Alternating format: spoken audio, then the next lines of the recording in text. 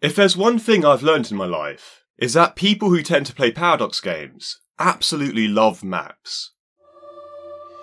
Nice, clean maps with satisfying borders, which tends not to happen in most map games, such as EU4 and Crusader Kings 3. However, one historically not so border clean region is the Italian region. Although this area is packed with content, and is actually culturally and technologically leading with the Renaissance just round the corner, there is still so much more that hasn't been added to the region. So today, we're going to look at the EU4 Italian region and explain why in reality this EU4 region on the map is not entirely accurate, and in fact the border is far less smooth, with tons of nations packed into the place.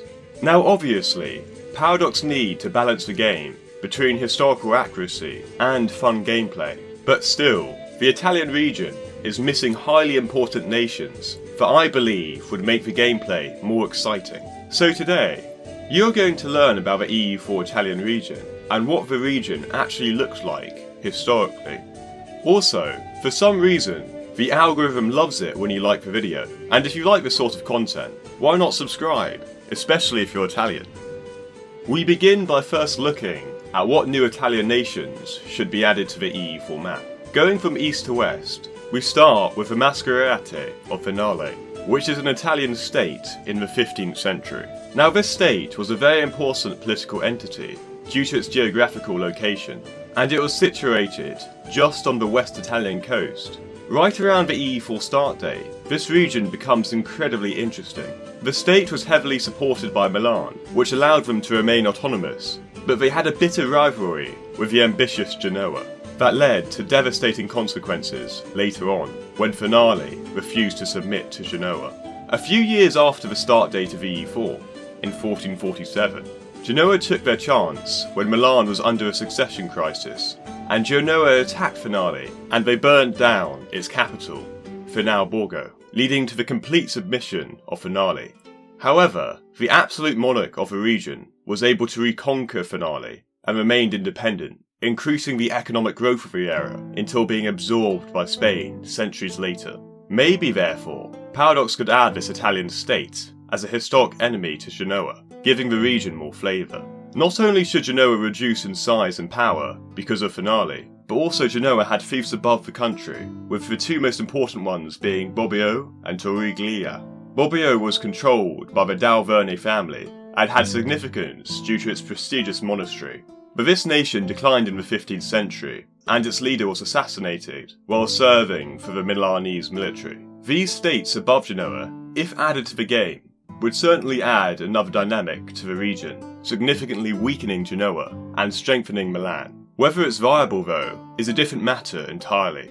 Moving down the Italian region, we are first going to look at the Principality of Piombino. This state, founded in 1398, controlled the city of Piombino and islands off the coast of Siena, and it was one of the smallest powers in Italy during the 15th century. Although this state may seem insignificant to the region, there's a lot more to it than meets the eye. You see, this state controlled the coast of Tuscany, and therefore it became a notable centre of trade. So what they lacked in land territory, they made up for in sea control.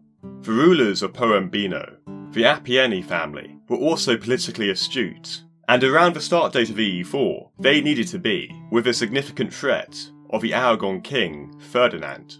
With the turmoil of northern Italy, Ferdinand wanted to expand his territory and attack Piombino. This was a David and Goliath scenario, with Ferdinand vastly outnumbering the small Italian state. Despite the numerical advantage, Ferdinand withdrew from the siege, and this gave Piombino significant prestige. This small nation, therefore, should potentially be added to the game, given its significance in Mediterranean politics. Moving slightly to the east, it's also clear that Paradox have missed some of the most interesting nations in the Italian region, and the first one we are going to discuss even exists today, and absolutely dominates football in Europe. This nation is known as San Marino, a republic in the middle of Italy, with a long, interesting history, but during the time of EU4, the Republic was in a stage of being warlike. San Marino during this time was able to remain relatively independent, despite multiple enemies surrounding the area due to its mountain fortress. It was ruled by 60 powerful noble families on a Grand Council, and in the early years of the EU4 start date, San Marino managed to expand its territory. Some other interesting things to note is that 50 years after the start date of the EU4, a man by the name of Gorisia occupied San Marino for a limited time and inspired the works of Machiavelli. I think in EU4, San Marino could potentially be a small province on the base of a mountain, and this nation would certainly add to the Italian region. Another potential nation to add is Conyer, a maritime republic. This nation was certainly a player in regional politics, being a minor rival to the Venetian Republic, and it had a special alliance with Gorisia. Given its good trade access to the Eastern Mediterranean, this republic, although a small player in the region, was heavily known for its commercial development, and leaders wanted to make the city commercially attractive, and so they reduced tariffs, provided accommodation for people, and welcomed merchants from all over the world. The final nation we are going to talk about is Gorisia, located in eastern Italy, and in the game it would be situated between Austria and Venice. At the start date of EU4, this nation was ruled by a man known as Henry VI.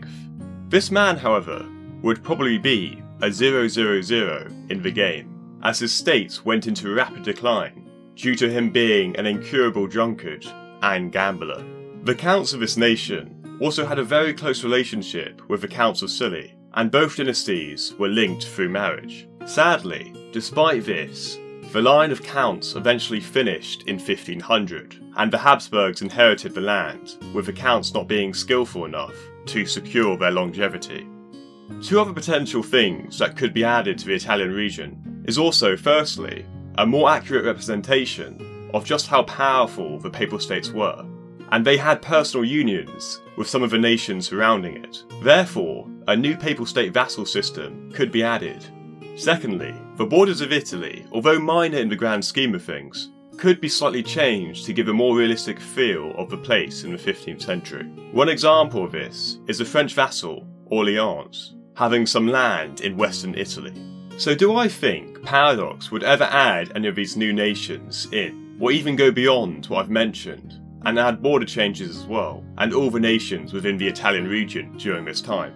The short answer is sadly no, and it's understandable why. Back in 2019, with the Emperor update, Paradox actually addressed this, and stated that space is limited, and adding tiny provinces simply isn't workable for the game. EU4 modders have, however, done Italian map changes themselves, and added the nations I've mentioned above. I'd just like to shout out Dodo Lulu Pepe for helping me make this video, and thank you guys for watching. Until next time.